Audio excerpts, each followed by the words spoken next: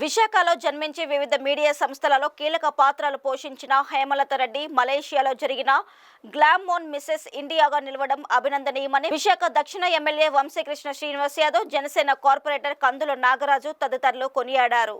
Mrs ఇండియాగా నిలిచిన హేమలత రెడ్డిని MLA Srinivas, కందుల నాగరాజు, పైడా కృష్ణమూర్తి, గంట్ల శ్రీనిబాబు తదితరులు ఘనంగా సత్కరించారు. ఈ సందర్భంగా వక్తలు మాట్లాడుతూ జర్నలిస్టులుగా, యాంకర్గా, నటిగా విభిన్న రంగాలలో ప్రతిభ చూపించిన హేమలత రెడ్డికి తగిన గుర్తింపు లభించిందని పేర్కొన్నారు. మిసెస్ ఇండియాగా ప్రత్యేక గుర్తింపు పొందిన ఆమె సమాజం కోసం కార్యక్రమాలు చేపట్టాలని కోరారు.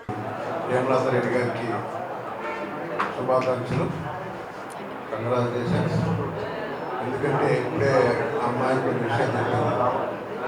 నేను పొజిషన్ వచ్చింది కాబట్టి మహిళల్ని చైతన్యవంతం చేయాలి, ఏదో ఒకటి సమాజ అభివృద్ధి కోసం నేను చేయాలని కోరుతాను. నిజంగా గ్రేట్. ఈ పొజిషన్కి రావడానికి అమ్మాయి ఎన్ని కష్టాలు పడుతుందో మనందరికీ తెలుసు. ఇప్పుడున్నటి పోటీ ప్రపంచం 300 మంది పాల్గొన్న ఆ కార్యక్రమంలో నెంబర్ 1గా వచ్చారంటే అమ్మాయి తెలివితేటలు కానీ, ఆ అమ్మాయి నుండి గోల్ కానీ, అమ్మాయి నుండి కసి కానీ మీకు ఆత్మలందరూ అర్థం చేసుకోవాలి. భవిష్యత్తులో ఇంకా ఎన్నో ఉన్నతమైన శిఖరాలు అందుకోవాలని, ముఖ్యంగా విశాఖపట్నంలో రానున్న రోజులు ఒక సినీ ఫీల్డ్ కానీ, ఒక ఫ్యాషన్ ఫీల్డ్ కానీ అభివృద్ధి జరగబోతుంది. కాబట్టి ఇలాంటి కార్యక్రమాల ద్వారా ఇంకా ఎంతో మేలు జరుగుతూ ఉంది. సో ఈరోజు ఆ అమ్మాయిని మనస్ఫూర్తిగా మనందరం కూడా అభినందించాలి విశాఖపట్నం ప్రజల తరఫున. విశాఖపట్నంలో మన సౌత్ కాన్స్టిట్యూన్సీలో ఉన్నటువంటి అమ్మాయికి మరి మిసెస్ ఇండియా అవార్డు రావడం నిజంగా మన అందరూ గర్వించదగ్గ విషయం. ఇప్పుడు చాలామంది ఏమనుకుంటారంటే అంత ఆశ్రమాషిగా ఆ అవార్డు వచ్చేసేది కాదు. ఎందుకంటే వాళ్ళు ఎంతో కష్టపడి ఎంతో సాధన చేసి వాళ్ళ ఆహార నియమాలు పాటించి తిండి కూడా సరిగ్గా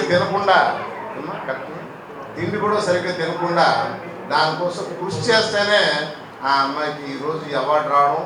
ఈ అవార్డు కేవలం ఆమెకు వచ్చింది కాదు, మన విశాఖపట్నానికి, మన విశాఖపట్నం దక్షిణ నియోజకవర్గానికి మనందరికీ వచ్చినట్టుగా భావిస్తూ ఆమెకి నేను కంగ్రాట్ చేస్తూ మరి ఇంకా ఉన్నతమైనటువంటి స్థానానికి వెళ్ళాలని మనస్ఫూర్తిగా కోరుకుంటూ ఆ భగవాన్ ప్రార్థిస్తూ నమస్కారం. అనంతరం హేమలత రెడ్డి మాట్లాడుతూ విశాఖలో పుట్టి పెరిగిన తాను, తల్లిదండ్రులు, భర్త సహకారంతో ఈ స్థాయికి చేరుకున్నట్లు తెలిపారు. సినిమా రంగంలోని మంచి అవకాశాలు వస్తున్నాయని వెల్లడించారు.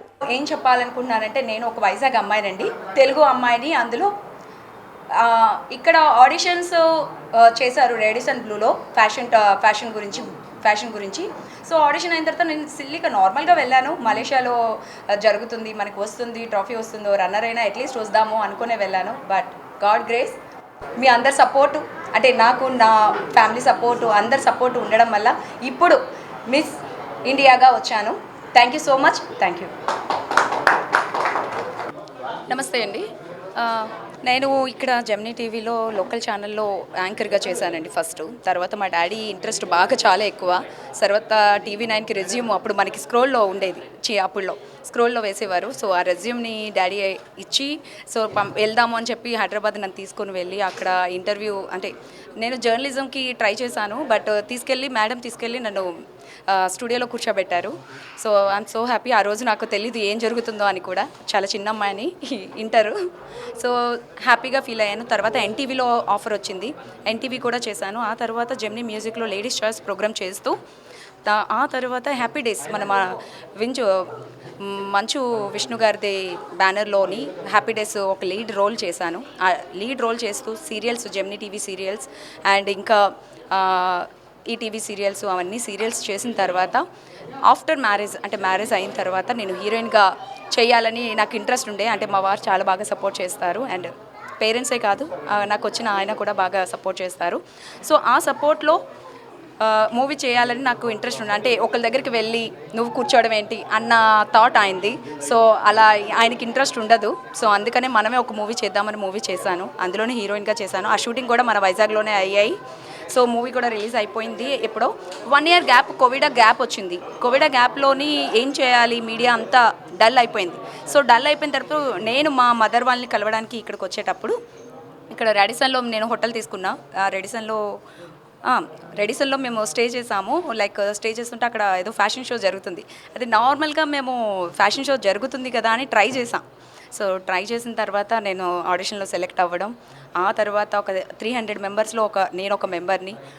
మెంబర్ అయిన తర్వాత సెక్షన్స్ అయ్యాయి. ఆ సెక్షన్లో వన్ బై వన్ ఎలిమినేట్ అవుతూ వచ్చింది. ఇలా ఎలిమినేట్ అవుతూ మలేషియా ట్రిప్ 35 మెంబర్స్ని మాత్రమే సెలెక్ట్ చేశారు మలేషియాకి.